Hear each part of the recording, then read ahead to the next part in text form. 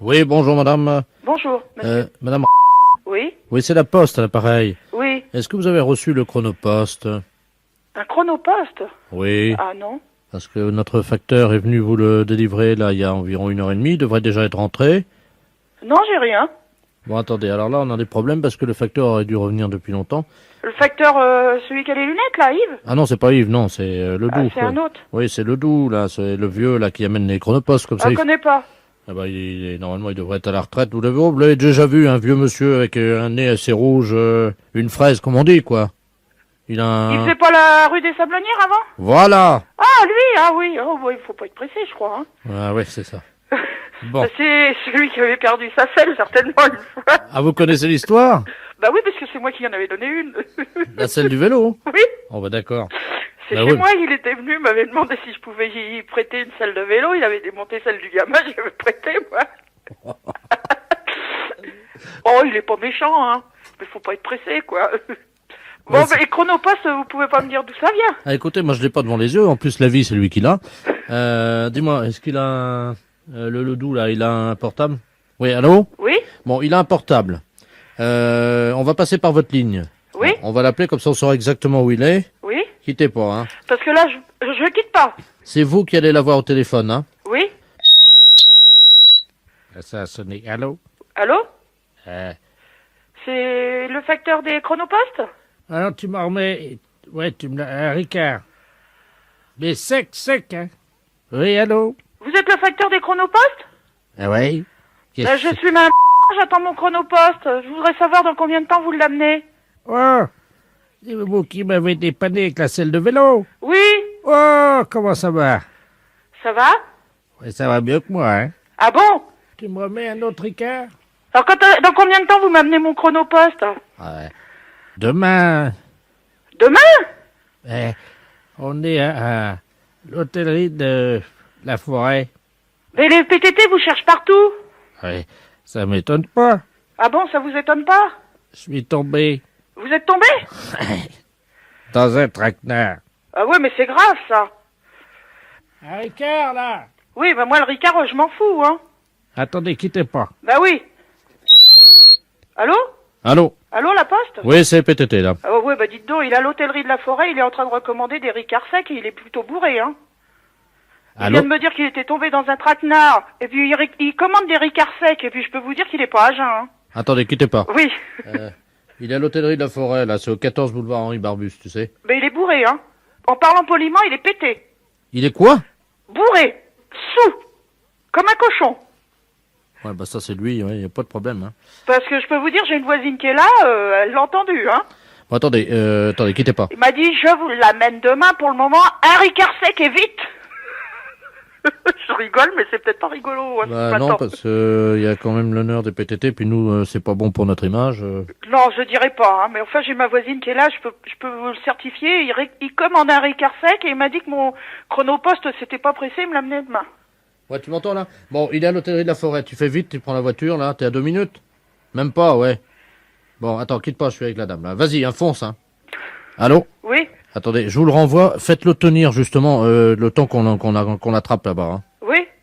Oui, parce que pour vous, c'est pas bon non plus, hein, puis il aurait un accident. Allô? Tu me remets ça, là? Allô? Ouais, hein. Il est pas pressé de vous servir, apparemment, hein. Ouais, c'est qui, hein? C'est madame... Ah, connais pas. Vous connaissez pas? Tiens, tu me mets la note, hein? Madame, c'est elle qui va payer. Tu mets tout, hein, l'addition dessus, hein? Je vais pas payer la note, moi, hein. Oui. Dites-moi, vous n'avez rien trouvé de bizarre sur votre bureau à l'accueil ce matin? Non. Bon, alors ça va, on a bien fait notre travail alors, hein? Ah bon? Oui, parce que figurez-vous qu'on faisait une patrouille là cette nuit comme toutes les nuits, Oui. et on a surpris, on a vu la lumière dans la mairie. Ah. Donc À quelle heure? Il était 3h15 du matin. Ah bon? Donc on est passé, la porte était à moitié entrebâillée.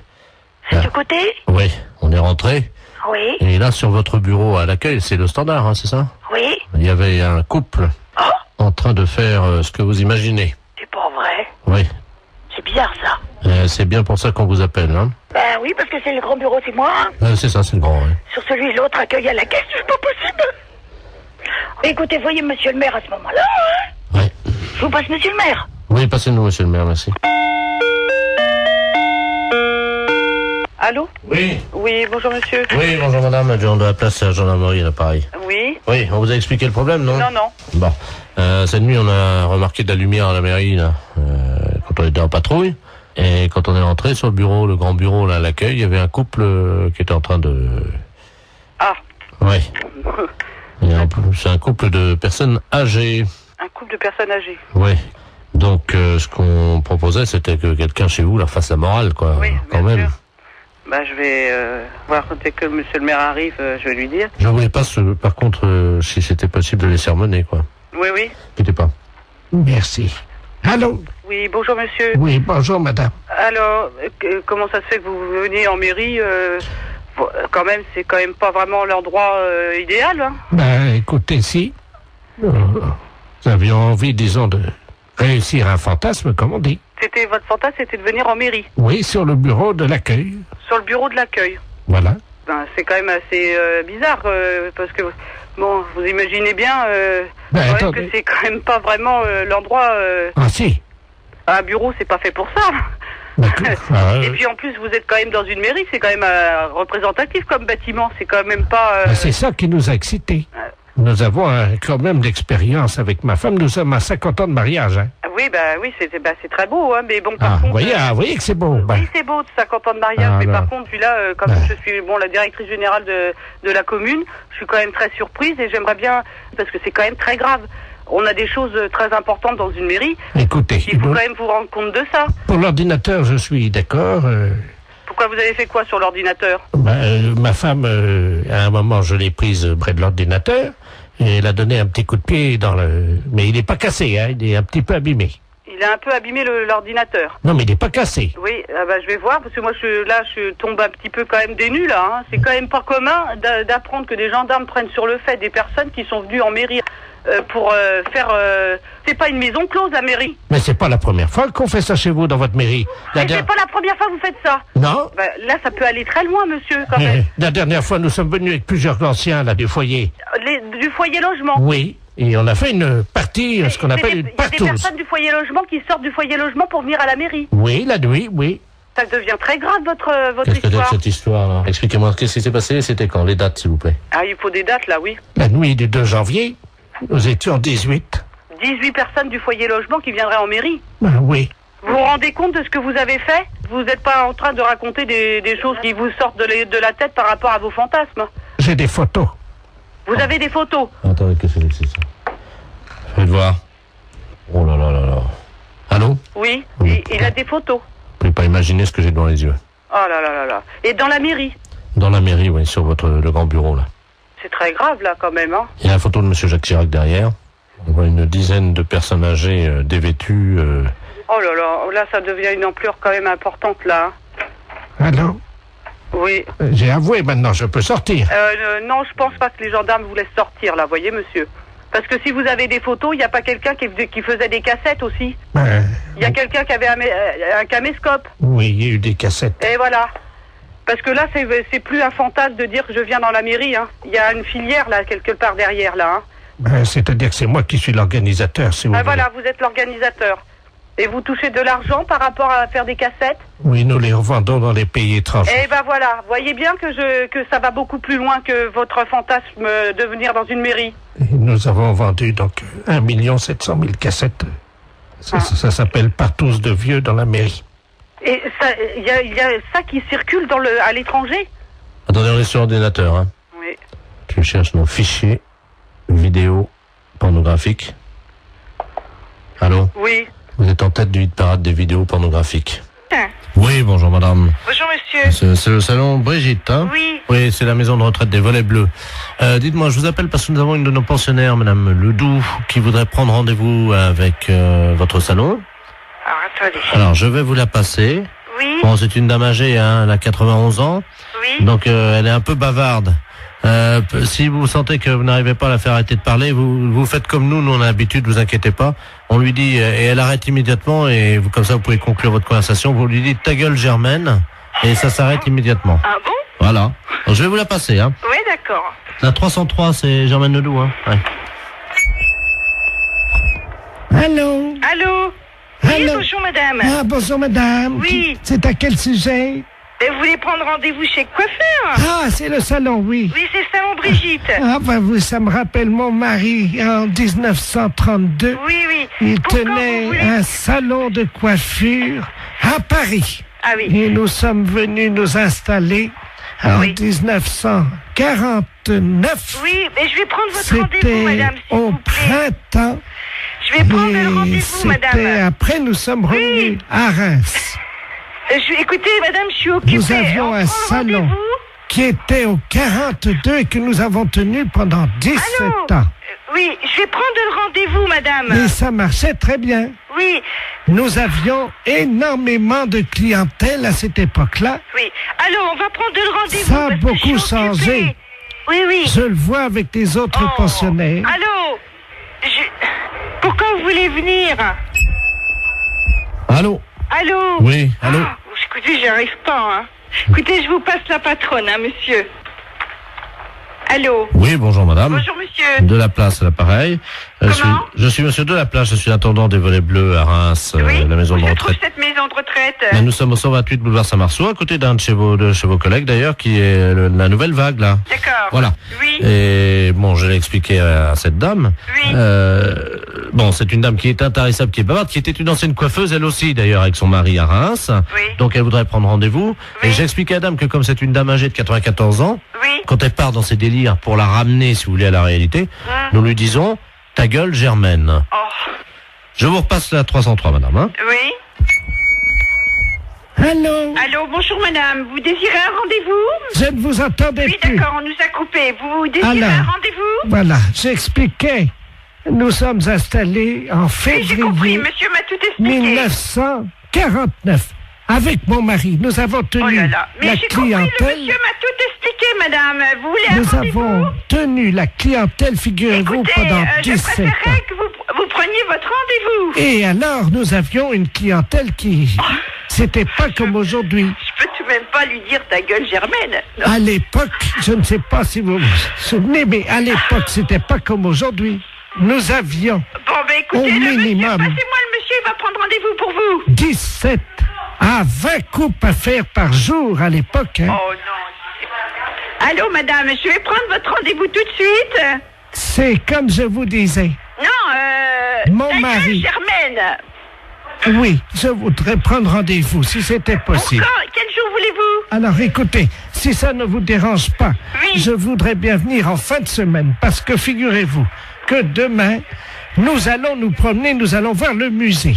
Alors, vous Le voulez musée quand? du champagne. Oui, vous voulez quand, Mon madame? mari et moi, nous y allions 2 fois par semaine à l'époque pour voir Non, un écoutez, exploitant. je vais prendre votre rendez-vous Et parce ce que j'ai pas le monsieur-là, temps, là. figurez-vous Y a rien à qu'il faire, était- Je n'ai pas le temps, madame. C'était Prenez comme votre ça. rendez-vous. Alors, voilà comment ça se passait. Je vais vous raconter. Non, j'ai pas le temps de vous écouter. Vous voulez venir chez le coiffeur? Oui. Bon, alors, quand est-ce que vous voulez venir? C'est quel salon? Brigitte. Ah, bah oui, alors voilà, c'est là que je veux aller parce que vous coiffez très bien. D'accord. Moi, j'ai très bons souvenirs ayant été de la partie, du métier pendant 20 ans. Ah, d'accord. Alors, vous voulez Et venir nous quand? travaillons Vous vraiment voulez venir quand? comme de la manière artisanale. Oui, ta gueule. Aujourd'hui, ça ne... C'est plus comme aujourd'hui. Ta gueule. Vous comprenez? C'est... À l'époque, nous avions des... Allô? Oui, bonjour madame, je souhaiterais parler à monsieur... Oui, mais il n'est pas là pour l'instant, monsieur est à son travail. Ah, bon, parce que nous sommes le groupement des presses spécialisées à Paris. Oui? Et votre mari est abonné à un certain nombre de nos parutions. Et là, il a un peu de retard sur 2 ou 3 abonnements. Ah bon? Et quels abonnements? Écoutez, ce sont des revues spécialisées. Bon, écoutez, je vous passe l'administrateur délégué. Hein. Oui, d'accord. Monsieur Ledoux. Merci, oui. Allô? Oui, bonjour, monsieur. Bonjour madame, monsieur Robert Ledoux à l'appareil. Oui. Je suis administrateur du groupement des presses parisiennes libérées. Vous êtes madame... Oui, c'est ça, oui. Eh bien madame, votre mari nous doit 1 mois d'abonnement sur Gros Seins Magazine. Sur Gros Sein? Gros Seins, Oui, oui, Gros Seins Magazine. oui. 1 mois d'abonnement sur Je bande en solitaire. Hein? Et 2 mois sur Homosexuel du Morbihan. Pardon? 2 mois sur Homosexuel du Morbihan.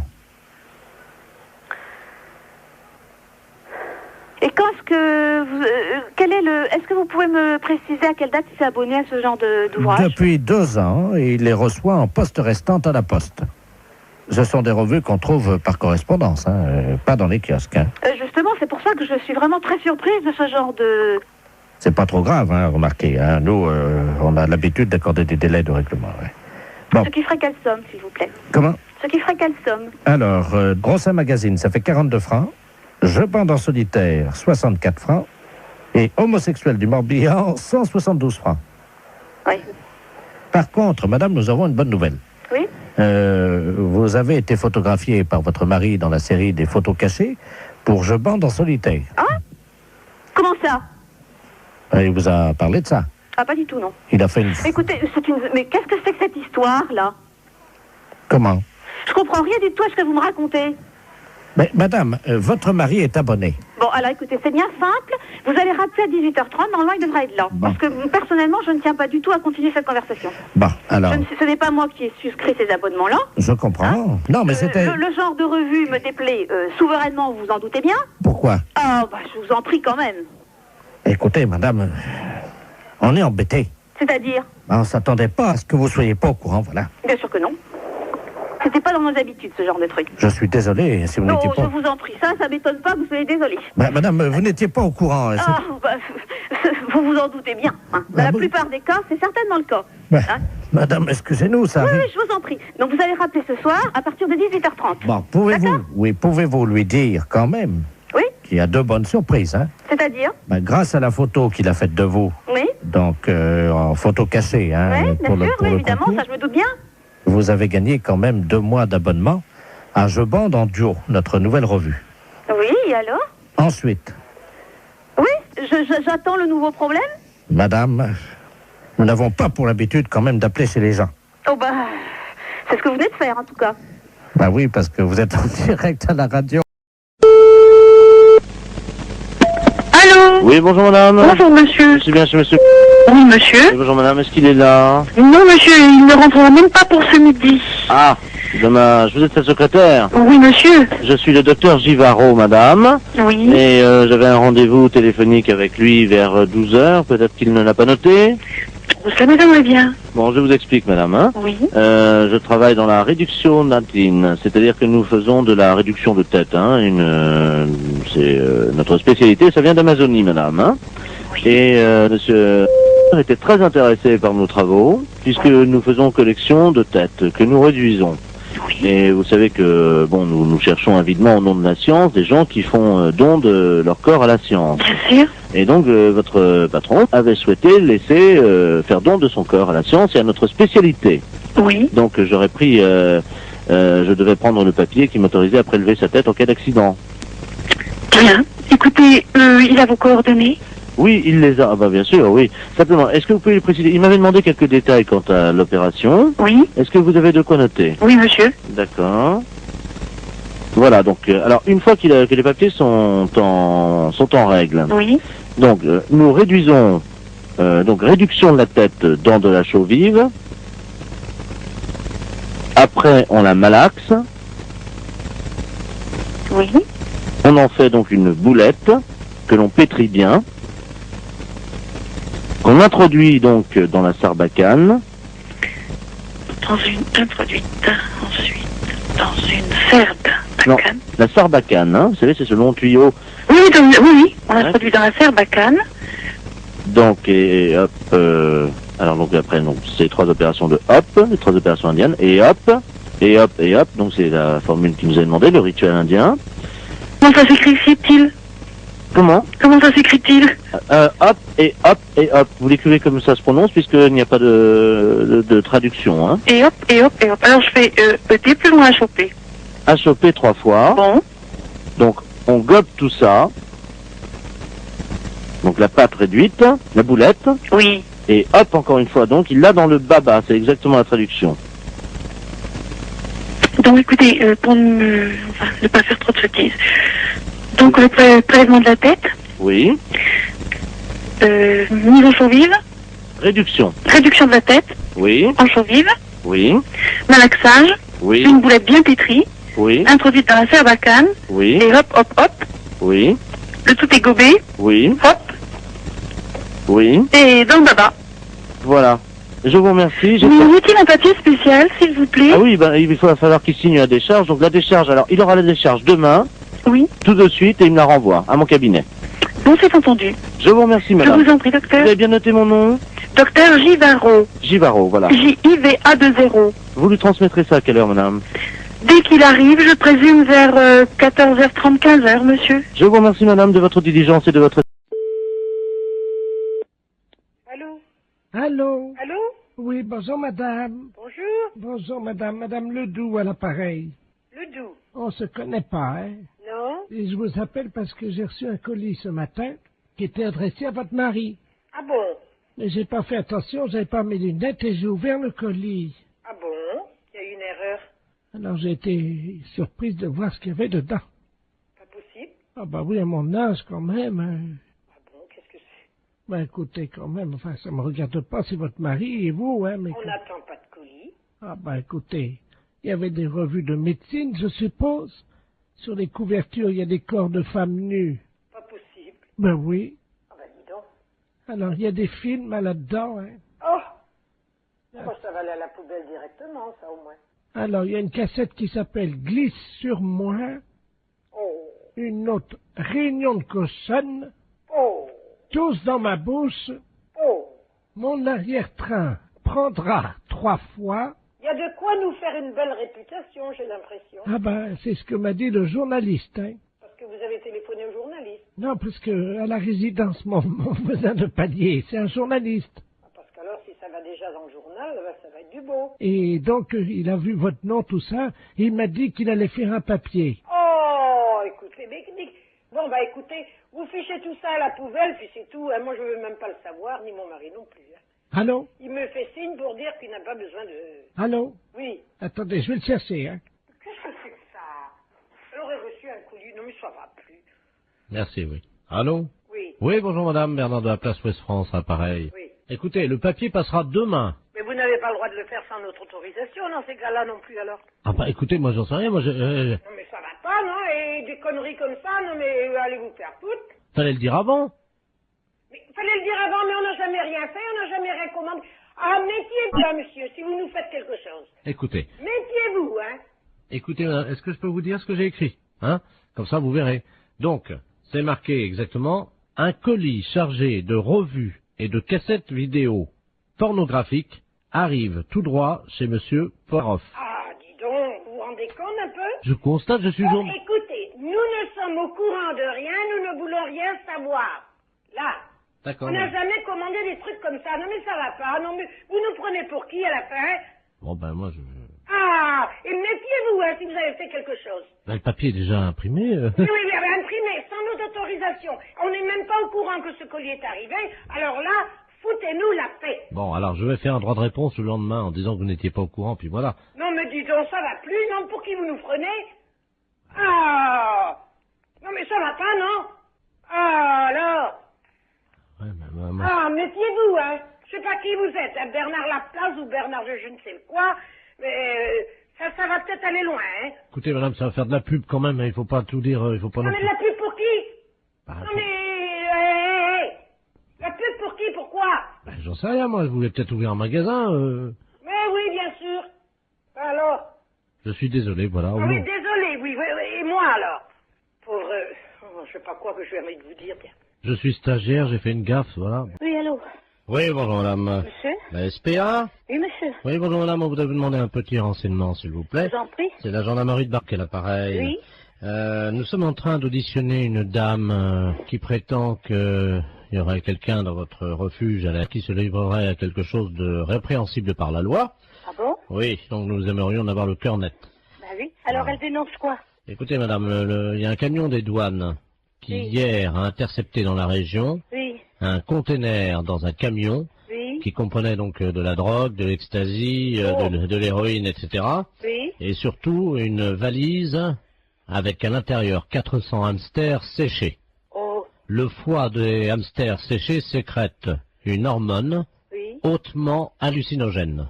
Oh mince. Bon, ils font les trafiquants de hamsters, nous avons eu Interpol, le CNRS, Oui. les scientifiques nous ont expliqué comment ça se passait. Oui. Pour préparer le hamster et pour le fumer, c'est très simple. Ils le mettent au micro-ondes. Oui. Ensuite, la bête est empalée sur un petit stick en bois. Quelle horreur. Eh oui, vivante, hein. Oh, quelle horreur. Ils le mettent dans un micro-ondes. Vivant. Oui. Oh. 2 minutes au micro-ondes. Ensuite, la bête est séchée. Oui. Et donc, pour qu'elle exprime tout son pouvoir hallucinogène qui est dans le foie, ils allument les oreilles donc du petit hamster, ils le fument par la tête en aspirant la fumée par le sphincter du hamster. Oh, mais qu'est-ce que c'est que cette histoire-là? Alors, la personne de chez nous, ça, participerait à ça? Non, ce n'est pas ce que dit Madame Ledoux. Madame Ledoux prétend que chez vous, vous auriez acheté des hamsters séchés et que vous seriez des usagers de cette drogue. C'est une menteuse. Vous n'avez jamais fumé un hamster, madame. Jamais. Vous n'avez jamais allumé un joint de hamster. Jamais. Vous m'apprenez l'histoire des hamsters. Vous n'avez jamais allumé les oreilles d'un hamster. Jamais. Jamais tiré un joint de hamster en aspirant par le sphincter de l'animal. C'est vraiment aberrant, une horreur pareille. C'est une horreur, ça. Bah, attendez, je demande à cette dame, hein. Oh. Parce que moi, je vous crois. Oh, non, mais ça va pas, ça. Madame Ledoux, la dame prétend donc qu'elle n'a pas fumé de Ah hamster. non, jamais. Alors, peut-être bien jamais de hamster, mais en tout cas des écureuils, oui. Qui, moi, il n'y a jamais rentré un écureuil dans le refuge. Vous vous rendez compte, moi, en tant que SPA, je me sortir une horreur pareille, mais faut pas pousser, quand même. Qu'est-ce que c'est que cette horreur-là? Je vois mal madame qui est responsable de la SPA. Excusez-moi, hein, je parle à la dame Je qui vous en prie. Des écureuils, vous vous rendez compte? C'est une responsable de la SPA, vous l'imaginez en train de fumer un... Elle connaît mon nom? Non, justement, je lui ai déjà demandé. Voilà. Non, mais elle gamberge, la grand-mère, là, hein. Elle gamberge, hein. Vous savez, j'en tombe sur les fesses, hein, parce que c'est la première fois que j'en entends parler par vous. De quoi, madame? Ben, l'histoire des hamsters et des écureuils. Que c'est des aphrodisiaques ou je sais pas quoi. Hallucinogène. Hallucinogène, oui. Vous vous rendez compte? Mais même mes jeunes qui sont là, je vais leur en parler, ils vont tomber de la planète Mars, hein. Quelqu'un qui serait capable de fumer un hamster. Oh là là, quelle horreur. Ou un écureuil. Oh, non mais... Faut être... C'est complètement débile, ça. Auriez-vous déjà vu, madame, un jeune passer devant vous Oui. qui tirait sur un hamster ou un écureuil? Non. Et il y avait de la fumée qui sortait par l'anus de l'écureuil et le jeune soufflait la fumée. Oh non, mais vous vous rendez compte? Il peut exister des choses pareilles. Apparemment, les jeunes fument de plus en plus de hamsters, madame, dans la région. Non, mais ça va pas, ça. Ça va pas. Ah oui, parce que s'ils commencent, vous savez, droguer, ils peuvent commencer par un hamster ou par un écureuil, et si ça se trouve... Allô? Allô, oui, est-ce que je peux parler à l'amiral? À quel amiral? Allô? Oui. C'est pas l'amiral, je ne suis pas à la base de surveillance maritime, là? Non, vous demandez qui? Oui, et madame, vous m'entendez? Oui. Ne raccrochez surtout pas. Nous sommes sur un bateau, là, au large de Saint-Malo. Oui. Et nous avons un problème. Ne raccrochez surtout pas parce qu'il ne nous reste qu'une unité de téléphone. Oui, alors j'attends. Nous sommes à 400 mètres d'un énorme rocher. Oui. Les flots se déchaînent, il y a énormément de vent, j'ai du mal à vous parler, madame. Mais j'entends. Ah, je vais essayer de vous faire passer la communication téléphonique au poste de surveillance maritime, hein. Oui. Amiral Ledoux, j'écoute. Bonjour l'amiral. Oui. Il y a un monsieur qui m'a téléphoné. Oui. Et ils sont en mer et ils peuvent plus, je sais pas, il y a beaucoup de mer, j'ai compris ça. Oui. Vous savez qui c'est? Oui, madame, alors je vous explique. Il s'agit d'un bateau. Normalement, c'est Loïc Le Floch qui est à bord de ce bateau. Il va y avoir... Alors là, il risque une collision. Il y a un troupeau de baleines qui est à peu près à 400 mètres du rocher. Oui, c'est ça. Bon, alors je vais vous les repasser. Vous allez voir avec eux, parce qu'on va faire une liaison avec vous, d'accord? Oui, d'accord. Souquet.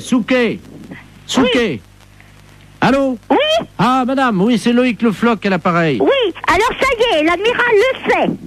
Vous lui avez dit? Oui. Est-ce que vous pouvez lui demander quoi faire? Parce que là, on est secoué sous le bateau. Il y a une espèce de houle. On ne sait pas, il y a quelque chose qui soulève. Attention à bâbord! C'est une baleine. Comment? C'est une baleine. Elle nous soulève! C'est l'amiral qui me l'a dit. Elle nous soulève! Mais qu'est-ce qu'il faut que je fasse? Mais elle nous... Oh là! Mon Dieu. Oh là! Eh ben, passez-moi l'amiral. Elle nous soulève! Passez-moi l'amiral. Elle a soulevé le bateau! Passez-moi l'amiral. Oui, ben on ne sait pas où ils sont encore, alors. Alors, l'amiral. Oh, mon Dieu. L'amiral. Qu'est-ce qu'il y a? baleine. Qu'est-ce qu'elle a? Elle soulève le bateau. Mon Dieu! Et il faut aller tout de suite, parce que lui m'a dit, oh, ça soulève. Ah là là là là là là là là. Eh ben, qu'est-ce qu'il faut qu'il fasse? Le spécialiste des baleines vient de monter dans un hélicoptère. Oui. Hein? Alors surtout qu'ils essayent de lancer un grappin sur la queue de la baleine pour attraper la baleine. D'accord. Voilà! L'hélicoptère? Comment? Il y a un hélicoptère Ouais! avec le spécialiste des baleines. Il est où? Et, il faut comment qu'il m'a dit, par la queue, je sais pas quoi, moi je suis toute perdue. Avec le faut prendre, je sais pas, un grappin Ouais! sur la queue de la baleine. Ouais! Oh, Thomas! Thomas, prends le grappin! Mais pas sur la tête, abruti! Sur la queue de la baleine. Vas-y, Thomas, vas-y! Oh merde! Qu'est-ce qu'il y a? Bah, le grappin est parti sur la baleine, mais le gars avec. Hein? Eh ben, dis donc. Ah, mon Dieu, j'espère qu'il n'a rien arrivé. Allô? Vous prenez un P21. Qui, moi? Vous appuyez 73 sur la fréquence 2. Mais non, ça rime à rien, ça. Ah, parce que vous pouvez pas passer la fréquence? DT33, DT34, oui. Oui. Qu'est-ce qui se passe? Ben, je lui ai dit de lancer le grappin sur la queue de la baleine. Oui. Eh ben, il l'a fait, mais il a tombé dans l'eau avec. Merde. Alors, est-ce que vous pouvez lui demander d'arriver le plus près possible de la tête de la baleine, de se hisser au niveau des ouïes de la baleine? Oui, alors? Vous lui dites qu'il rapproche son téléphone portable des ouïes de la baleine. Et on va essayer de lui faire peur. Ah bon? Oui, ça marche comme ça. Eh ben... C'est vous qui allez parler à la baleine. Alors, allez-y. Qu'est-ce qu'il faut faire? Vous allez lui dire de s'en aller, de laisser les marins tranquilles et de déposer le marin à bord du bateau. Elle va pas comprendre, la baleine. Mais si, madame. Après, vous improvisez si elle comprend pas. Oui. Attention. C'est parti, madame. Prête. On y va.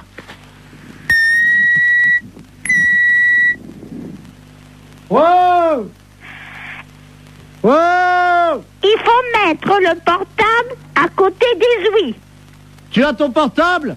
Alors, est-ce qu'il a son portable à côté des ouïes? Je mets l'amplificateur, vous lui demandez. Monsieur Thomas, mettez le portable à côté des ouïes. Allô? Mettez le portable à côté des ouïes. Allô? Allô? Partez. Ah oui, là, c'est le marin, là.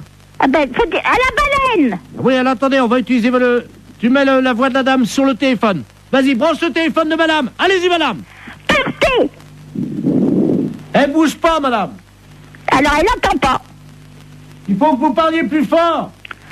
Est-ce que vous m'entendez? Elle remue la queue. Hein? Elle remue la queue. Alors, c'est qu'elle entend. Mettez le marin sur le bateau. Elle bouge pas. Mais qu'est-ce que vous voulez que je fasse? Mettez le marin sur le bateau. Elle entend? Alors? Mettez le marin là. Vous avez compris? Elle a compris, elle sort sa tête. Mon mari était directeur d'école normale. Vous avez compris? C'est à moi que vous dites ça? Ben, vous me dites de parler à la baleine. Je lui dis que mon mari était directeur d'école normale. Excusez-moi, j'ai cru que c'était à moi que vous parliez comme ça. Non, non, c'est à la baleine. Je suis pas n'importe qui. À Saigon et au Cambodge. Ah bah oui, il était marin comme nous alors. Directeur d'école normale. Ah oui, elle lève la queue. Eh ben, c'est bien. Elle a déposé notre... Allô? Oui, bonjour madame. Bonjour. Je suis bien la fédération de football. Oui, monsieur. Je voudrais la personne qui s'occupe de l'arbitrage. Ne quittez pas. Allô? Oui, bonjour monsieur. Oui, allô, qu'est-ce qu'il y a pour votre service? Bon, c'est un problème d'arbitrage. Oui. Je vous explique. Nous sommes d'un certain âge. Oui. Et nous jouons au football dans la cour de la maison de retraite.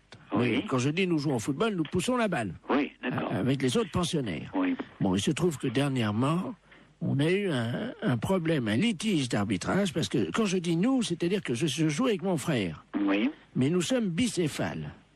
Ça veut dire quoi, ça? Ça veut dire, monsieur, que nous sommes siamois. Ah, vous êtes chez moi. Voilà. Donc nous avons un seul tronc et il y a 2 têtes sur notre corps. D'accord. Voilà. Bon, moi je m'appelle Robert et mon frère s'appelle Marcel. Oui. Bonjour, monsieur. Et vous jouez avec vos autres amis du... Voilà. Bon, et alors, l'autre jour, nous jouons avec le même maillot. Oui. Nous avons le numéro 10. Nous comptons comme un seul joueur. Il y a un centre de l'ailier gauche. Et l'arbitre siffle hors-jeu, alors que moi, ma tête était derrière la ligne, et celle de mon frère, effectivement, dépassée. Vous étiez hors-jeu, monsieur? On était hors-jeu? Oui, absolument. Sur la ligne, vous êtes hors-jeu. Et quelle que soit la partie de votre corps, par conséquent, dans le cas précis, où il y a deux têtes, si vous voulez, il suffit qu'une des deux têtes soit sur la ligne, soit de l'adversaire, soit légèrement en avant. Donc là, il y a hors-jeu. Que vous ayez toute votre autre partie de votre corps, donc votre deuxième tête, elle, en position de jeu, non, vous êtes hors-jeu. Ah, dès que vous avez une partie de votre corps qui... Ça, tu vois, ça, oui. Je te l'avais dit. Le monsieur a raison, c'est bien ce que tout le monde t'a dit. Oui, absolument. Mais je te dis que non, on n'est pas hors-jeu. Ah, si. Mais enfin, écoute, le monsieur, il a la fédération de football, et c'est bien ce qu'il dit quand même. Mais oui, je sais quand même aussi, ça fait longtemps que je joue au foot avant toi. Dis donc, on a commencé ensemble, hein. Que votre tête à vous soit derrière, il suffit de la tête de votre siamois. Mais non, mais dis donc, mais tu commences à me les gonfler sérieusement, tu vas me laisser, non? Fais attention, je te fous un coup de boule, moi. Et t'as entendu ce qu'il dit, le monsieur, ou pas? Allô? Oui. Et je crois qu'il y a un problème, il n'est pas d'accord. Je vais vous le passer, hein. Oui, vous passez-moi votre frère, jumeau. Votre frère, c'est moi. Allô? Oui, bonjour, monsieur. Oui, bonjour, bon. monsieur. Vous avez un seul maillot. À tous les deux, vous portez le numéro 10. Oui, monsieur. Par conséquent, vous n'êtes qu'un seul joueur, même si vous avez deux têtes. Mais oui, mais ma tête était derrière. Mais je m'en fiche que votre tête soit derrière. Mais, reste à savoir si c'est l'aspect physique des choses ou l'aspect... Je te fous un coup de boule. Tu vas voir. Bon, allez. Bon, je crois que sur ces bonnes paroles, hein... Alors, monsieur? Oui. Alors, vous n'avez pas d'autre problème, non? On était hors-jeu, alors. Oui, vous étiez hors-jeu. Il y en a un qui était... Allô? Bonjour, madame. Bonjour, monsieur. C'est bien le 2982. Oui, monsieur. Ah, très bien. Excusez-moi de vous déranger. Il n'y a pas d'heure. Mais non, je vous en prie, vous ne me dérangez pas. Bon, hier soir, j'ai pris une cuite avec un gars qui travaille chez vous, là. Monsieur, je ne sais plus comment. Il m'a laissé ses coordonnées de travail et il me souvient même pas de son nom. Il m'a dit de l'appeler. Oui. Si je peux lui parler. Il n'est pas ici. Ah, il est où, là? C'est quoi votre société? C'est la prévention routière. Pardon? À la prévention routière. Ah. Comment il s'appelle, le monsieur? Je sais plus. Et il m'a dit, mais... Ah, oui, mais ça, alors là... Un gars qui travaille chez vous et qui tient bien l'alcool, parce qu'hier soir, j'ai rarement trouvé un gaillard comme ça, hein. Ah bon?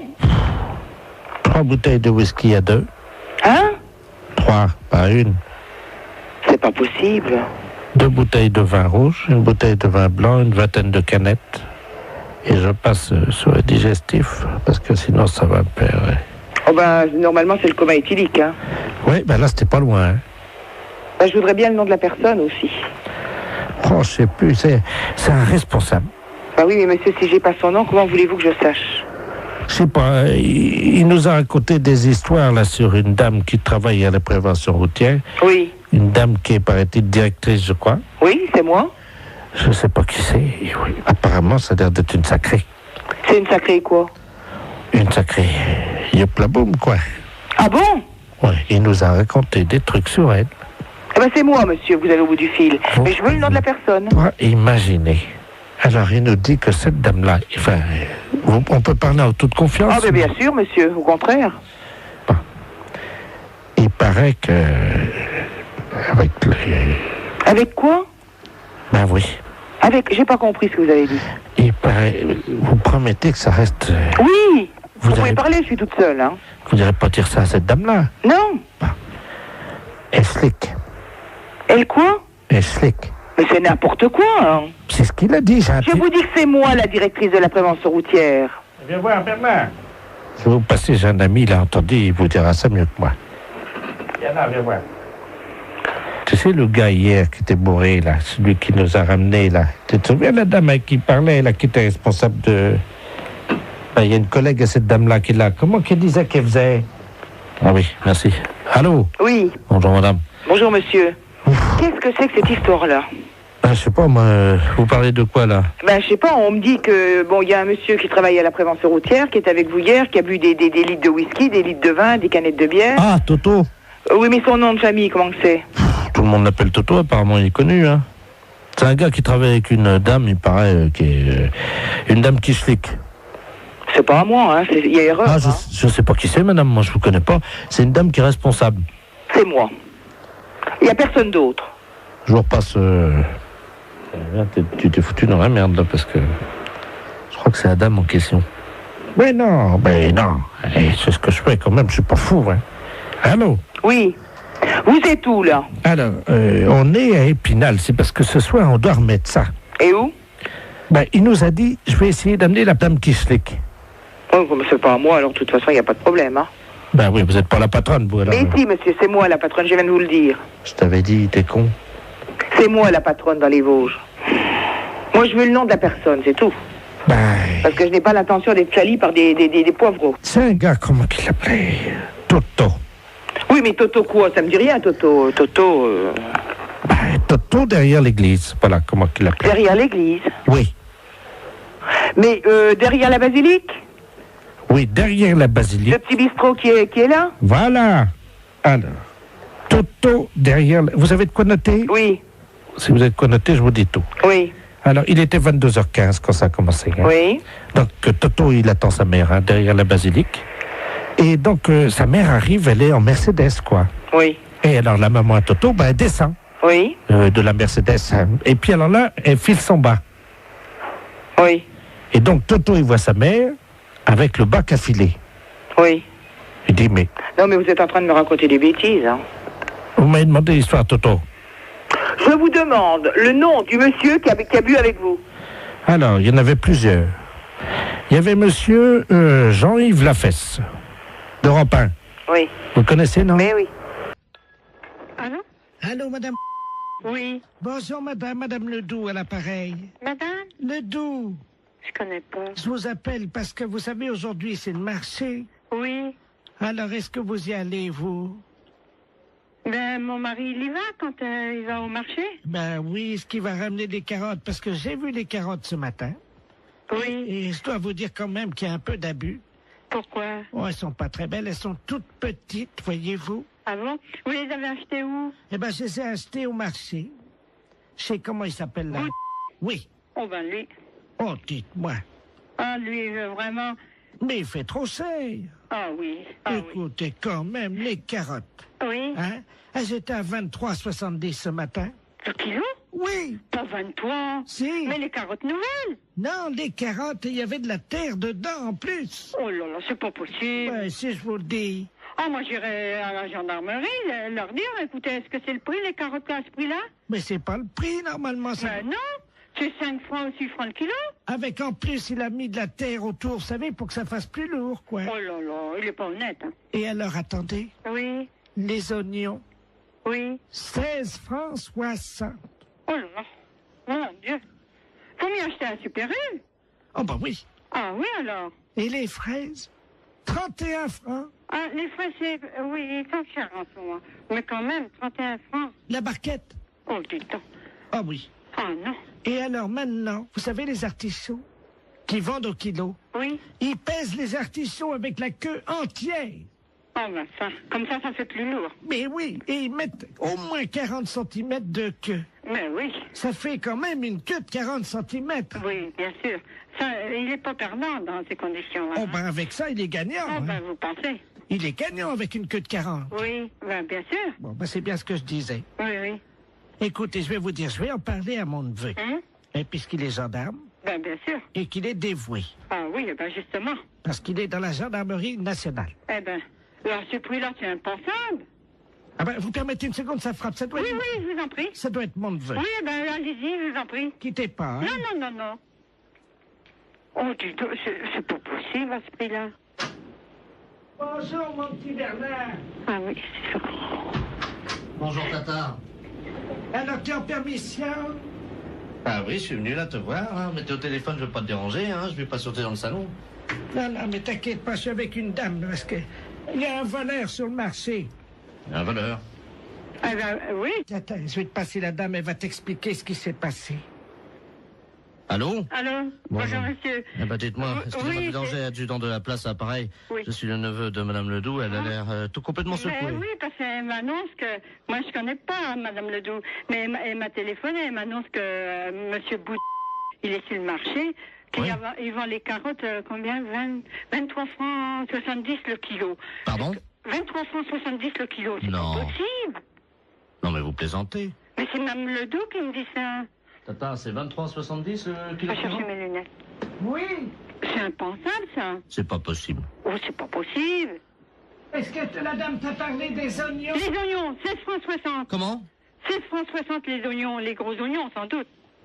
Vous voulez dire la botte? Oh non, ça doit être au kilo. La botte? La botte? Oh! C'est cher. Et puis, 31 francs les fraises, la barquette. Là, c'est cher, la barquette. Mais enfin, ça fait cher. Mais ils sont chers, les fraises. Il a des fois, c'est 22 ou... 24. Oui, ça...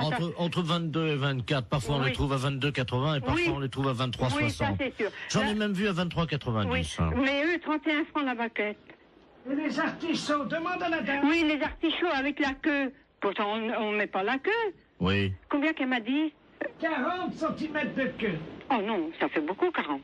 Moi, je dirais encore 10, 15 cm. Ça paraît déjà. 15. Oui. 15, oui. Oui. Maximum, hein. Mais... 40, ça fait beaucoup. Pharmacie, bonjour. Oui, bonjour madame, c'est la pharmacie. Oui. Oui, bonjour madame Ledur à l'appareil. Oui. Moi, j'ai fait la liste des courses, là, je dois aller faire mes courses. Mon mari il m'a rajouté de passer à la pharmacie, mais j'arrive pas à bien lire ce qu'il a écrit. Préserva, je sais pas quoi. Préservision, c'est pour les yeux? Non. Préservateur, préserva... Oh, préserva... Qu'est-ce que c'est que ça? Je connais pas. Ou c'est un préservatif. C'est pas préservision, plutôt? Non, c'est préservatif. Ah ben, oui. Alors... Bah, là, c'est préservatif, là, c'est des préservatifs. C'est qui a marqué ça? C'est mon mari, mais je sais pas ce que c'est. C'est un médicament? Un médicament? Bah non, les préservatifs, c'est pour les rapports sexuels.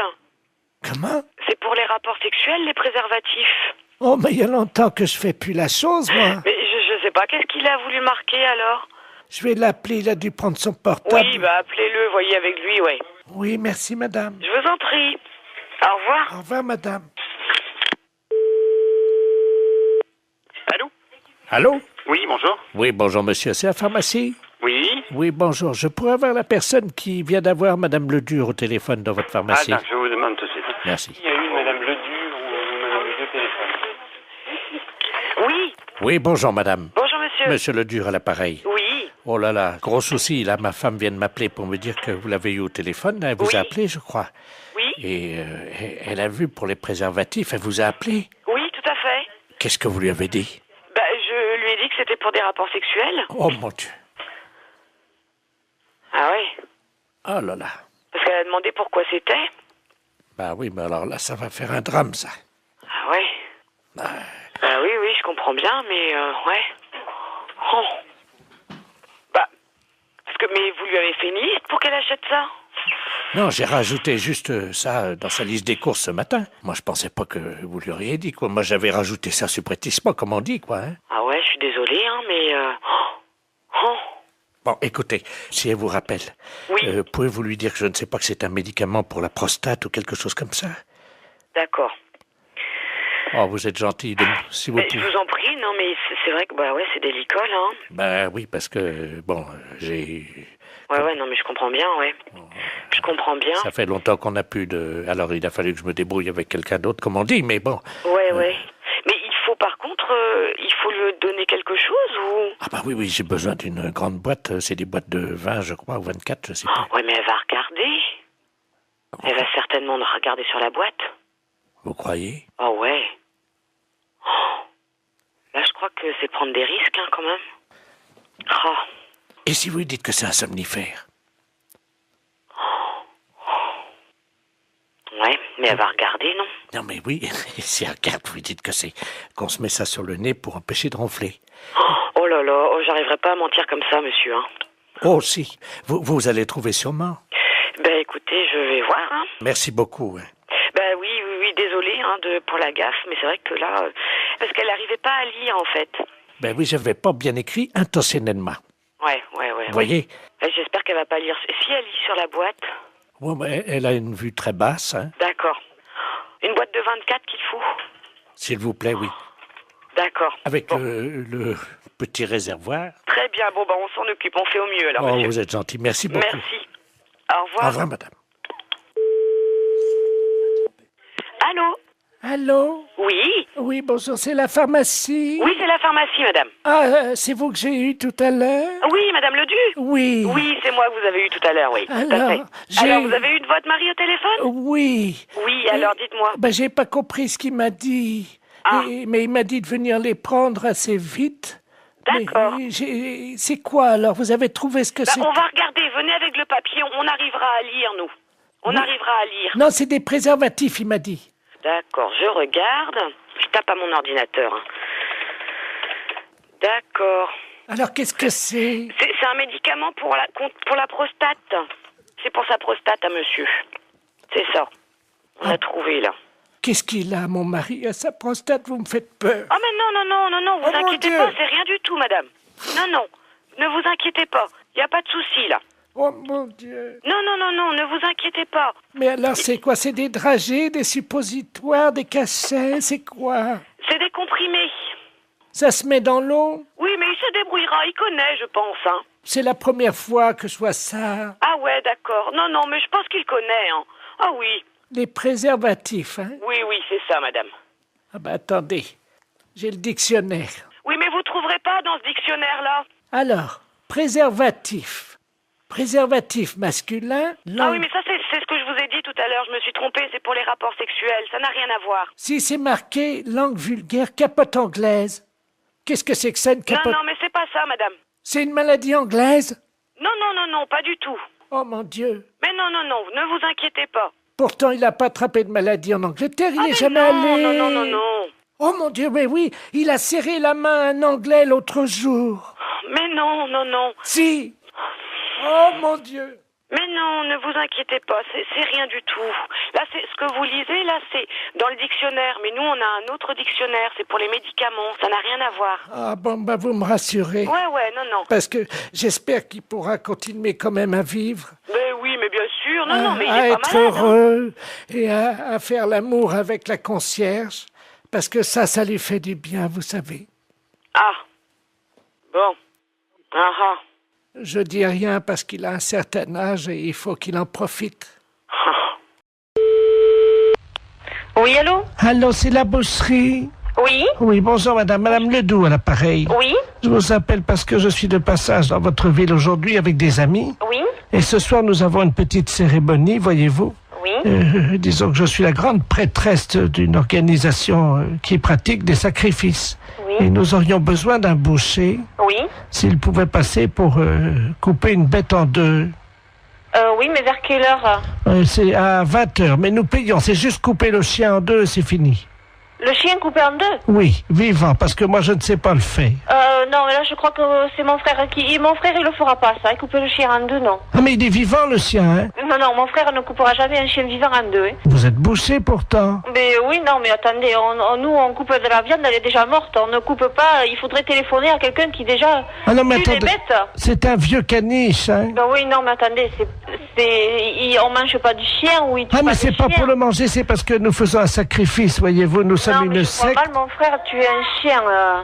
Il y a juste un coup de couteau à donner et la pratique c'est qu'on ouvre le chien, on commence par la tête et on l'ouvre vivant, il faut lui tenir les pattes bien sûr. Non, téléphonez au boucher d'à côté si vous voulez. Mais c'est lui qui m'a envoyé. Ah oui, mais il est malin lui de vous envoyer, mais vous cherchez un autre boucher. Il m'a dit que vous l'aviez déjà fait. Non, alors là, non.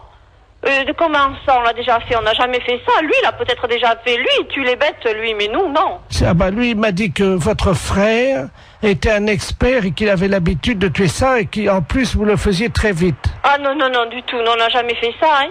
Il m'a dit que tout petit, votre frère, déjà, il égorgeait des moineaux. Des moineaux? Oui. Mais n'importe quoi. Ah bah c'est ce qu'il m'a dit, hein. Ah oui, mais bien sûr, pour se débarrasser de quelqu'un, on peut dire n'importe quoi. Écoutez, je peux vous amener le chien? Non, alors moi encore moins. Alors... Bon, je sais ce que je vais faire. Je vais envoyer un ami. qui va venir avec un petit teckel, et il va vous montrer, il va l'ouvrir en deux pour que vous Ouais, mais voyez... ça va pas, non? Non, vous ne venez pas à la maison, vous ne venez pas à la boucherie, moi j'ai des clients. Mais c'est juste ouvrir Non, écoutez, vous allez voir notre boucher, mais pas nous, c'est les fêtes. J'ai du monde au magasin, on m'attend. Oh bah l'accueil ici, c'est pas charmant, hein, c'est pas... Vous avez vu ce que vous nous demandez? Mais quoi? Tuer un chien en deux et l'ouvrir? Oui. Non, je suis désolée, notre boucher veut pas le faire et nous on n'est pas polis parce qu'on veut pas le faire. Vous savez ce qu'il nous a dit, l'autre boucher? Il nous a dit, vous aurez du mal à le convaincre parce qu'ils sont pas très sympas à l'accueil, mais par contre, si vous sortez un peu d'argent, alors là, ils vont le faire tout de suite. Ah, il a dit ça, eh bien, merci. Alors? J'en ferai pas, vous inquiétez pas. Je vous amène un teckel. Non, ce n'est pas la peine. Vous voulez qu'on fasse un chien dans une boucherie? On vous l'ouvre en deux et... Non, du tout. Mais non, si. Ce n'est pas la peine. Vous reprenez l'autre boucher. Lui, oui, il peut le faire, mais nous, non. Bon, écoutez. Non, je n'écoute plus rien. J'ai du monde au magasin. Je sais ce qu'on va faire. Au revoir, madame. Oui, allô? Allô? Oui? Oui, madame, je vous appelle pour vous dire qu'on l'a fait nous-mêmes. Ah bon, mais c'est bien. Voilà, donc on va venir bénir votre boucherie tout à l'heure en aspergeant avec le sang de la bête votre vitrine. Mais ça va pas, non? Mais on vient bénir, on lance... Mais écoutez, mais non, je vous dis, nous on a des clients dans la boucherie, c'est... Oui, allô? Oui, bonjour, consoeur. Je suis bien avec la podologue? Oui. Ah, bonjour, de la place Agnor. Oui, bonjour. Bonjour, vous allez bien? Je me permets de vous appeler parce que j'ai eu un client dans mon cabinet de podologie, là, il y a 3 jours, là, que j'avais déjà eu. Oui. Et je me suis permis de vous l'adresser parce qu'il est de chez vous, donc je préfère vous le renvoyer parce que ça a été l'horreur. C'est un monsieur qui a pas la moindre notion élémentaire d'hygiène.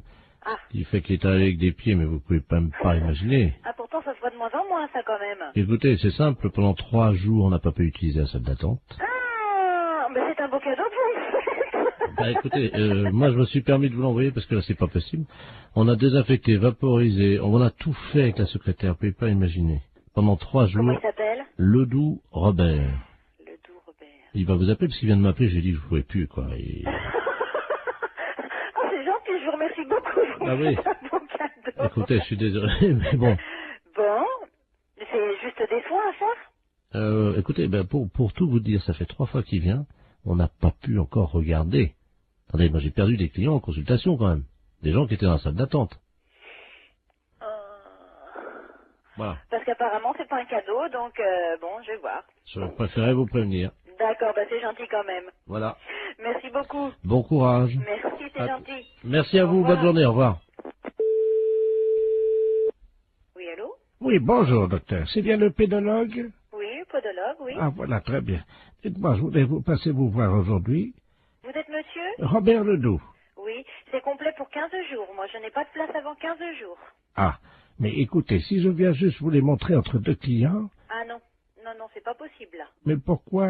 Je suis adressé par un podologue de Niort. Oui, je sais, il vient de me Ah, appeler, justement, voilà. mais... Écoutez, je viens vite vous les montrer, j'en ai pour 2 minutes. Ah non, c'est pas possible. Non, je peux pas... Je suis à 200 mètres. Là, je suis en rendez-vous. Non, c'est pas possible. Je peux pas avant une quinzaine de jours. Appelez quelqu'un d'autre, si vous voulez. Je viens vous les montrer dans la salle d'attente en 2 minutes, vous verrez bien ce qui se Non, passe. mais je n'ai pas de salle d'attente, monsieur. Moi, je reçois directement dans mon cabinet. Eh ben, je très ne bien. sais pas. Voilà. Eh ben, j'arrive. Ben, non, monsieur, je suis occupée, je vous dis. Mais il y en a pour 1 seconde. Ben, non, monsieur, je suis occupée. Je suis en soins, là, en ce moment. Ben, quand même. C'est pas une consultation, ça prendra 2 minutes. Je vous dis non. Vous les monsieur, regardez. À tout de suite. Ben, je vous ouvrirai pas. Je suis en rendez-vous, monsieur. C'est pas grave, vous attendrez. Oui, allô? Oui, bonjour, je voudrais parler au docteur...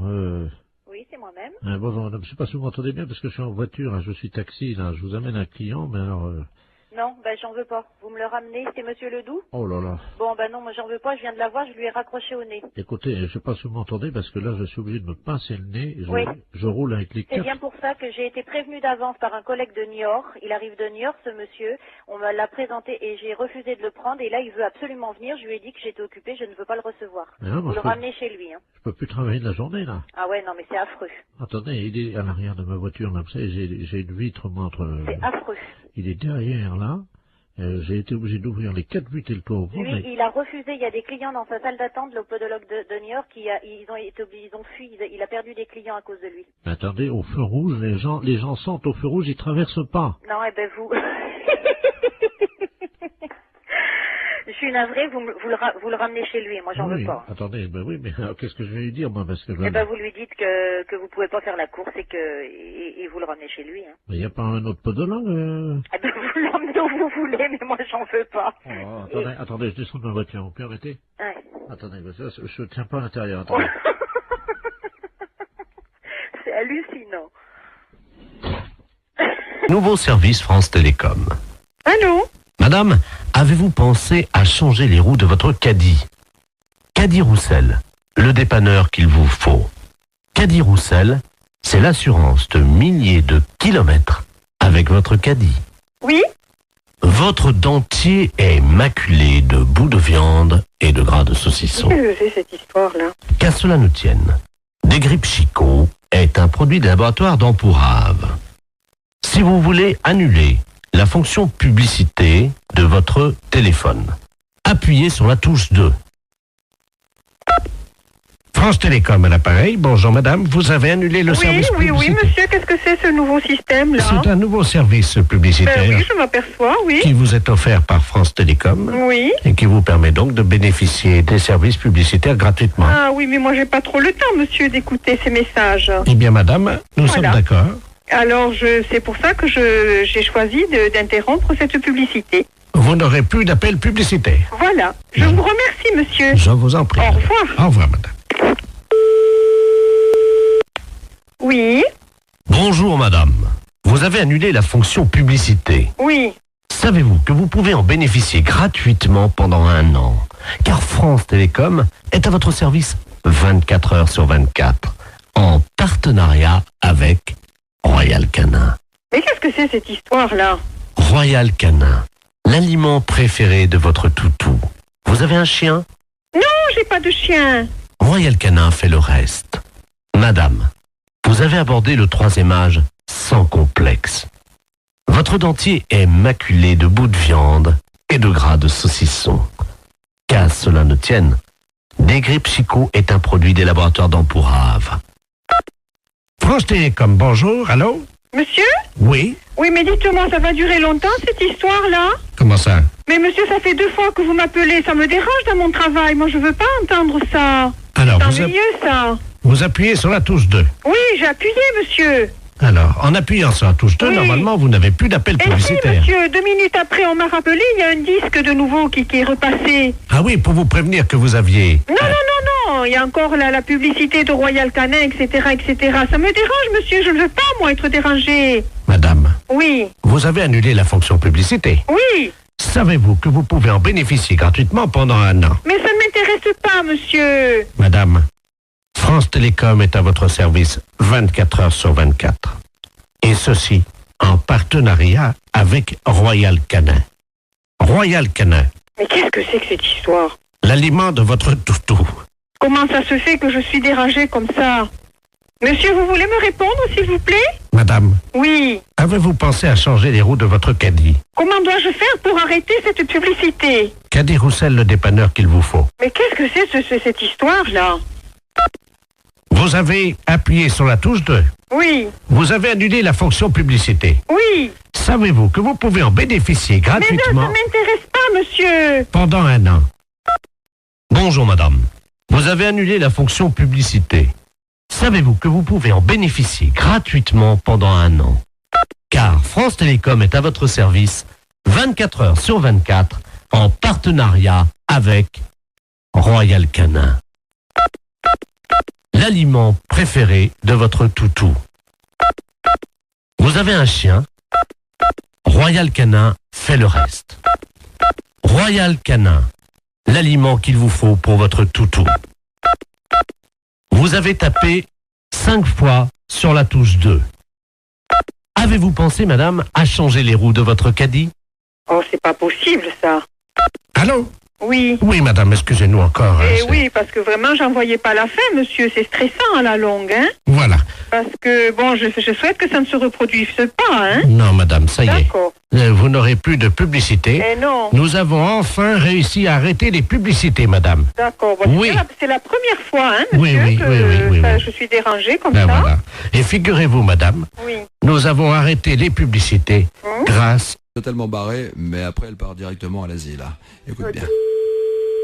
Allô? Bonjour, ça peut pas durer. Pardon? Ça peut pas durer. Qu'est-ce qui peut pas durer? Pardon madame, Français, Oui comme vous êtes dans une cabine pour sourds aimer. Non, mais je suis pas déjà dans une cabine pour se rémer, mais qu'est-ce que vous me racontez, là? Je vais vous demander de vous déshabiller. Pardon? C'est obligatoire madame. Ben non, c'est pas une obligation, je suis désolée, je fais ce que je veux. Ouais, je sais, c'est dégueu, mais qu'est-ce que tu veux? Vous êtes pas bien ou quoi, vous? Allô? Bonjour madame. Mais c'est du harcèlement, là, ce que vous me faites. Foutez-moi la paix. Vous savez pas où je peux trouver des champignons de Paris ambulants? On m'a dit qu'il y en avait. Mais pourquoi vous me posez toutes ces questions? Pour le premier championnat du monde de pétanque pour chiens. Et vous êtes taré ou quoi? Madame, je travaille. Oui, et alors? J'imite des gars là qui sont sur Canal+, qui font des blagues là dans la rue là. Mais il est où le problème, là? Vous me téléphonez, je ne sais même pas pourquoi. Pourquoi? Oh, je sais pas, une intuition, je sais pas pourquoi. Excusez-moi. Mais c'est pas vrai, mais vous foutez de moi en plus. En plus, on en remet un petit coup, qu'est-ce que t'en penses? Ouais. C'est cadeau, c'est énergie, c'est 6-9. Allô? Bonjour madame. Vous commencez à me casser les pieds. Arrêtez de me téléphoner. À votre place, j'irai aux urgences. C'est peut-être vous qui en avez besoin d'aller aux urgences pour harceler les gens comme ça. Madame, je travaille. Mais je n'ai pas envie d'être embêtée par vous. Mais c'est pas possible ça. Mais c'est du harcèlement. Est-ce qu'il faut que je prévienne la gendarmerie que vous me harcelez au téléphone? Moi, je suis médecin. Vous êtes médecin? Ouais, c'est ça, ouais. Ouais, c'est ça. Et moi, je suis bonne sœur. Oh, ouais. Et vous êtes envoyé par qui? La fesse. La fesse. Oui, bien sûr. Mais pourquoi vous me téléphonez? Expliquez-moi le pourquoi, parce que je comprends pas. Est-ce que vous voulez voir des photos de moi à poil? Pardon? Des photos de moi à poil. Non. Vous n'êtes pas intéressé pour baiser ou... Oh, connard, ça. Pourvu que ça dure. Franchement, même... Finally. You be strong in the Lord and in the strength of his might. You put on the full armor of God so that you might be able to stand firm against the schemes. Somebody say schemes. Schemes of the devil. For our struggle is not against flesh and blood, but against the rulers, against the powers, against the world forces of this darkness, against the spiritual forces of wickedness in heavenly places. Therefore, you take up the full armor of God, so that you may be able to resist in the evil day. And having done everything to stand firm, you stand firm, therefore. The Apostle Paul says, I'm going to tell you how to have a little victory. I love that the Apostle Paul wrote this passage to us so plainly and clearly that he says it is the final word that needs to be the stamp that is put on your heart and on my heart before we leave this place, that we need to be prepped for victory, that we need to get our war clothes on, that we need to know we have an enemy and that enemy ain't joking around, that he is after us. Y'all do know that this is not a playground. Life is not a playground. This is a battlefield. And we don't have to be afraid, but we better be on our guard, ready to stand firm against the schemes of the enemy. So the Apostle Paul spells out almost for the first time in Scripture very clearly this issue of spiritual warfare. Other times throughout the Scripture, it has been inferred. There have been stories told in the Old Testament and New from which we can sort of pull out the principles of spiritual warfare. But this is the first time that one of the writers comes along and just says overtly and bluntly to make sure that you don't miss this very important principle that literally can change the trajectory of your entire life. He says you need to know that your enemy is not some caricature that wears a red jumpsuit with a pitchfork. That he is very real and he's hoping to disguise himself so fully and completely that we will forget he's there. So he says, I'm going to say it overtly just so that you will never, ever forget this because of its importance in you and I experiencing victory in our lives. He says, you need to know you have an enemy, and your enemy is not flesh and blood. Your enemy is not the person you are sitting next to. Your enemy is not your husband. Your enemy is not your coworker, that one that if she says one more thing to you, you gonna knock her out, that one. It's not your enemy. Your enemy is not your boss. Your enemy is not your worst issue in the physical realm that you can see or touch or feel with your 5 physical senses. Your enemy is unseen, and he's hoping that you and I will think that just because he is invisible, that he is also fictional. He is hoping you will chalk him up to fiction and that you and I will not take him seriously, because he knows if we do that, then we will direct all the wrong weapons at the wrong culprit. We will direct our words and our frustration. We'll throw our money at the problem. We'll throw our own rationale at the difficulty that is coming up in our lives. We will use all of the wrong physical weapons directed at the wrong culprit. I want you to look at the person next to you and say, girl, you are not my problem. I thought you were, but it's not you.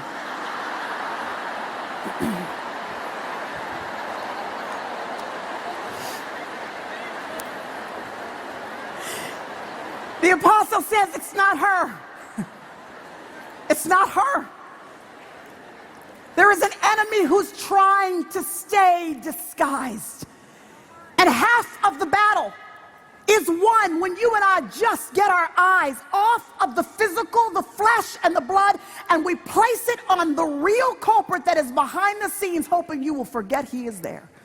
So the challenge that you might face as soon as you leave this room, with all of the equipping that has been given to us through the Word of God, through the incredible teaching and passages that we've heard expressed, through the incredible thoughts that have been given to us over and over again in worship, and through this conference that has been laid out before us, if you and I want to be able to have victory, we have to go out of this place with our eyes on the real culprit, not directing it toward any other person or problem that will suck from us energy that should be reserved and standing firm against the schemes of the enemy.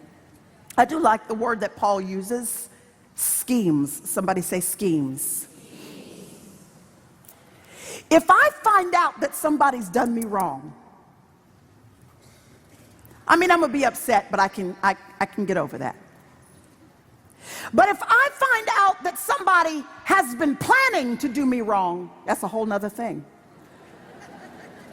When I find out that you've been strategizing for this, that you've been sitting back watching my tendencies, and you've been trying to put a finger on where I come and where I go and what I do and what I think about, and you've been trying to get a finger on where I've been, what my history entails, so that you can figure out what are the hot button issues that might be able to send me on the wrong path. When I find out not only that you've been watching my tendencies and my flesh's proclivities, not only me, but when I find out that you've been watching my husband so that you can figure out what's in his history and in my history that you can use to cause an explosion between the two of us so that we won't be able to be unified in our relationship. When I find out you've been studying him to determine what his hot button issues are and what the tendencies of his flesh are, and when I find out that not only have you been watching me, and not only have you been watching my man, but you've been studying these three little men of God that the Lord has given me to rear. You've got your eyes on my kids so that you can figure out what tendencies they have and how you can keep them from reaching the destiny that God has assigned to them. When I find out you've been strategizing against me, well, now that causes a holy indignation to rise up on the inside of me. I'm not just going to stand back and let you run roughshod over my family and over my peace of mind and over my sense of stability emotionally. When I find out you've been strategizing against me, well, you better believe I'm sure enough going to have a strategy against you.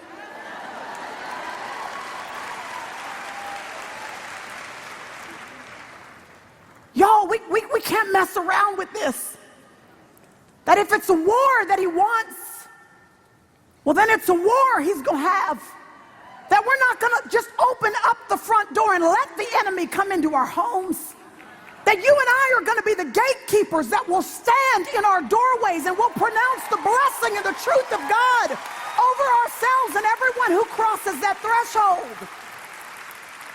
That we will speak God's word over our spouses and over our children. We will make sure that the word of God, like Deuteronomy 6 says, is posted over the doorpost, and it is planted in their minds and in their hearts. We will meditate on it.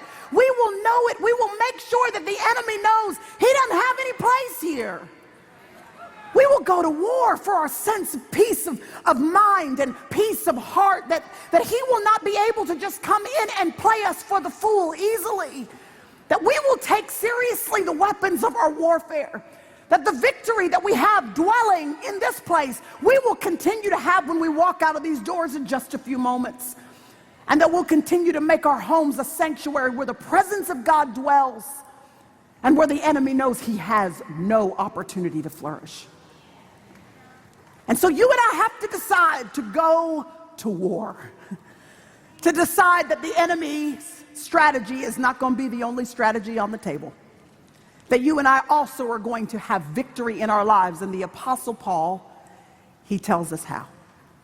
You and I don't have time to go over all of these pieces of armor. I just want to take time really to highlight one of them with you, maybe two if we have a few minutes.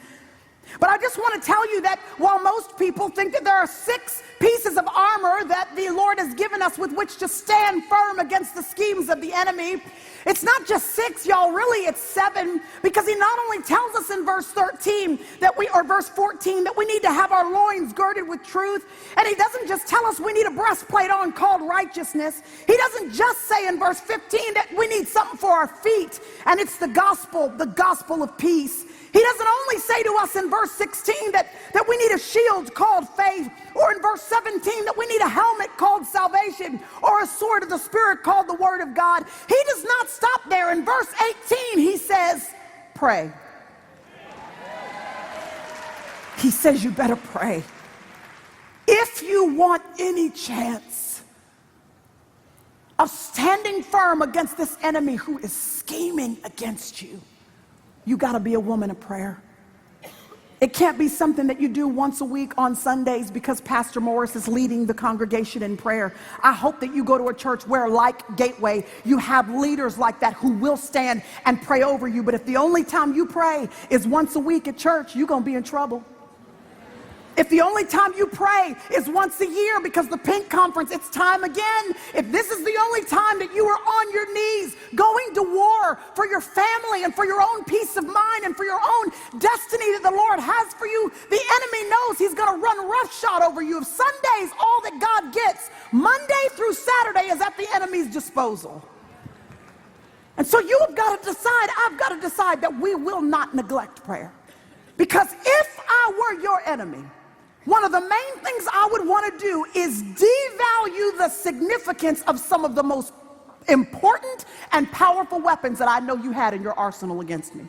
One of them is worship. Carrie said it earlier. I would want to devalue worship. I would want you to save it for the end of the day when you really don't have any time or energy left. I would want prayer to be the last thing on your to-do list so that you'll nestle yourself in bed at the end of the night hoping to spend some time with God, but really you can barely keep your eyes open because you've just saved the last bits of energy in your day for prayer. That's what I'd want if I were your enemy.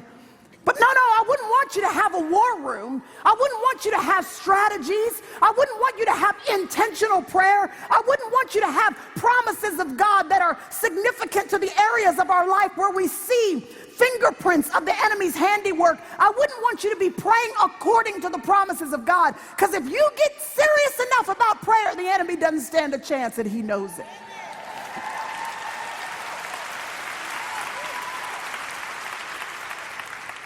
But the Apostle Paul says, not only do you need to pray, but there are a couple pieces of armor that I just want to highlight to you that I think are going to send us out of here with victory in our path.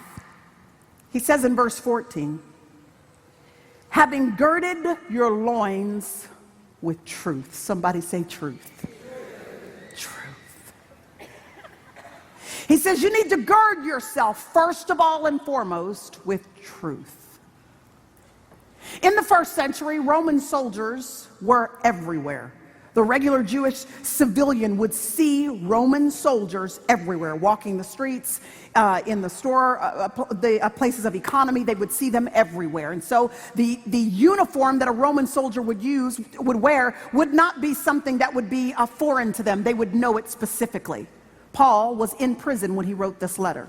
I want you just for a moment to picture the possibility of Paul sitting there in his prison cell, which would have been house arrest when he wrote the epistle, the letter of Ephesians. He is on house arrest. I want you to picture him sitting there on that floor with that parchment paper spread out in front of him, ink quill in hand, beads of sweat pouring down his brow as he tries to write this letter to the first century church at Ephesus. And I want you to picture him as he's trying to figure out what is the best way for me to describe this first piece of armor that has to be in place if these believers are going to have any chance of standing firm against the schemes of the enemy. And as he tries to figure out what piece of armor would most dictate the importance of truth, I want you to picture the possibility of him looking up from his parchment paper and seeing that Roman guard standing guard right outside of the door of that room where Paul would have been. And he would have at first seen that big, brilliant broadsword that every soldier carried 3 to 4 feet long. He would have also seen that smaller 18-inch dagger that would become the sword of the Spirit.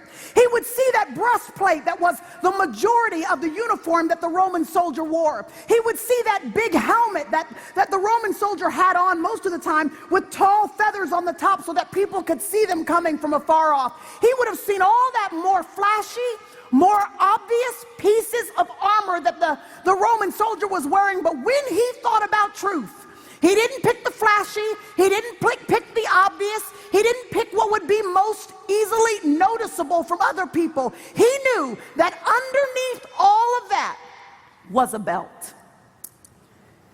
And when he thought about which piece applies to truth, he didn't pick the sword, he didn't pick the shield, he didn't pick the helmet, he picked that inconspicuous belt. Because of all of the pieces that the Roman soldier would put on, the belt came first. If you want any chance, if I want any chance of standing firm against the schemes of the enemy, we have to make a decision about being women of truth first. Primarily, our focus has to be women that plant our feet solidly on the promises of God, on the truth of God as declared by His Word. We have to determine that we will not be swayed by the ways of this culture, that we will not lean to political correctness, but that we will decide, as for me and my house, what we're going to do is serve the Lord. That we're going to decide that truth will be the directive for our life. Truth is God's opinion on any matter. That's the simple definition. It's God's opinion. There are two opinions to every issue: God's opinion and everybody else's. And everybody else is wrong. And you have got to decide, am I going to be the popular mother in the PTA, or am I going to be the one that stands for truth? You've got to decide, am I going to be the popular woman in my group of friends that are trying to decide whether to date or not date, whether to date like this or not do it this way? You've got to decide, do I want to be popular, or do I want to be a woman who has the favor of God on her life because I'm standing on truth as written in this book right here? You've got to decide not whether or not you're going to fit comfortably in with society, but whether or not you're going to be a woman who decides that this book and the truths and the principles in it are going to govern your life. Which means to be girded in truth. To be a woman who is girded in truth does not mean that you go to church on Sunday. Oh, I hope you do, but that doesn't mean you're girded in truth. It doesn't mean that you're in Bible study on every Tuesday night. I hope you are, but that doesn't mean that you're girded in truth. I hope that you are fellowshipping with other believers, but you can do all of that more obvious, more conspicuous, more noticeable things. You can wear the t-shirt, and you and I can have the bumper sticker on our car. We can do all the flashy things that say we believe in truth, but only you know whether or not you've decided this is the compass for my life. That I will not lean to my own understanding, that I will allow the truths of God, the opinion of God, to be the directive of my life. There is no hope of standing firm against the schemes of the enemy unless you and I have decided to be women girded in truth. Y'all, let me tell you why. Are y'all listening? Everybody okay? Listen, I know it's the end of the day. Hang in there, okay? Hang in there. Okay? Listen. This is the reason why this matters, this issue of truth. The enemy has a calling card. It's how you can know that something has the enemy's fingerprints on it from a mile away. His calling card is deception. Deception. Let me tell you what's so scary about deception, okay? This is what's scary about it. When you are being deceived, you don't know it.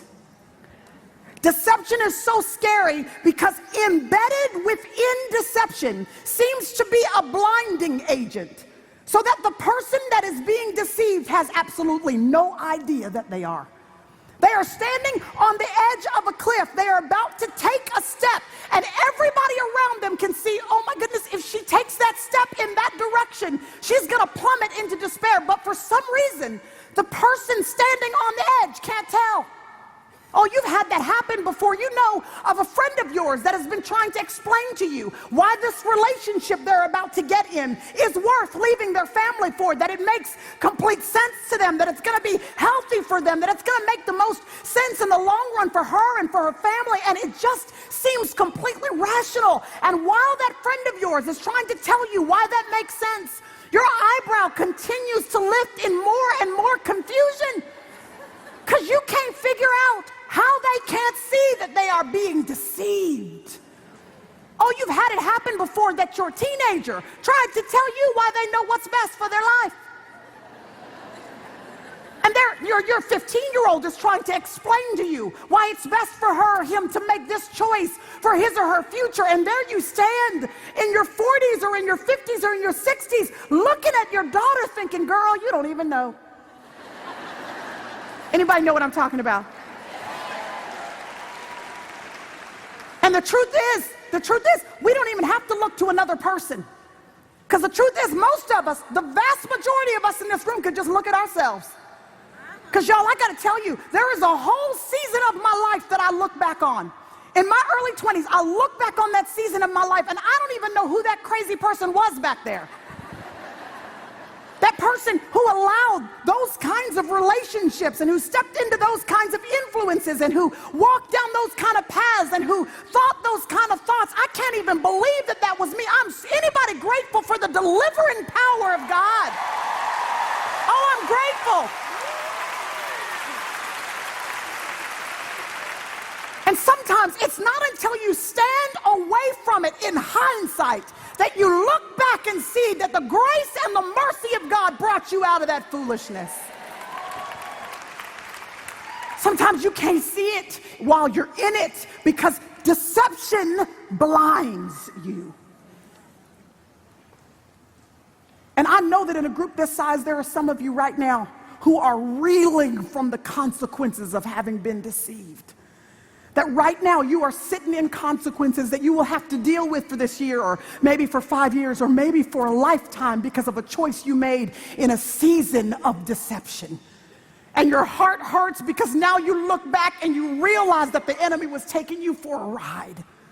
And you did not know it then. He did not tell you that contract that had all of those incredible benefits spelled out for you, that you signed your name to. He forgot to show you all the fine print. All of those warnings, you know those commercials that they have where they tell you, oh, you have a headache, so you need this particular medication. So if you take it, it's going to take your headache away. Now, you might experience temporary blindness, and you might not be able to use your left arm, and you might not wake up tomorrow morning, but your headache will be gone. All of those warnings, all of those things that will happen if you take this medicine. See, the enemy doesn't want to tell you all that. He just wants to tell you how good this is going to be. And he makes sure that you are blinded to all the after effects, the side effects to following him down that road. And then before we know it, we have been deceived. That's why, if we want any chance at standing firm against the schemes of the enemy, we must be women, before we walk out of these doors today, that have made a decision as for me and my house, we're going to use this as the compass right here.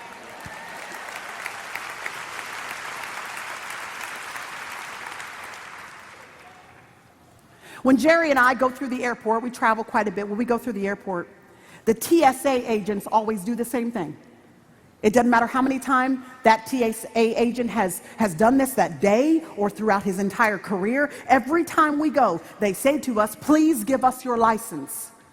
So I hand the TSA agent my license, and the TSA agent does the same thing. He looks at me, looks at the license, looks at me, looks at the license. He'll tell my husband, who normally has on his baseball cap, to take it off so we can get a clear look. And it is very obvious that I look just like this woman on this license. It's very clear that my husband looks just like this guy right here whose picture is on this license. It's so clear. But it's always amazing to me that the TSA agent does not trust what he can see with his own eyes. He always takes that license and he passes it underneath some black light, is what it's called. A little machine that will shine some sort of mysterious light on it that will cause a translucent film to show up on the top of that to authenticate that it is a real identity. He does not trust what his eyes can see. He doesn't trust all the experience that he has doing this day in and day out. He always has some light that he can shine over the top of that thing to determine whether or not this is the real deal. Y'all, this word is a light unto your path. It will help you to determine whether or not that relationship is from God or if it's on assignment from the enemy to steer you in the wrong direction. It is the light of God's word that will help you to determine whether or not this path for your family or this path for your career is leading you in the ways of God or not. You got to decide that the lights will be the compass for your life. I don't know if you've ever seen a movie called Inception. I will tell you that I never saw that movie. I love going to the movies, but when I go to the movies, it's normally with one of my closest friends who happens to be Alina's mom. She and I will go to the movies together. That's what we do. We put our kids to bed, and as soon as we put our kids to bed, one of us calls the other and says, "What you doing?" "I don't know, what you doing? You want to meet at the movies?" "Okay, I'll meet you at the movies."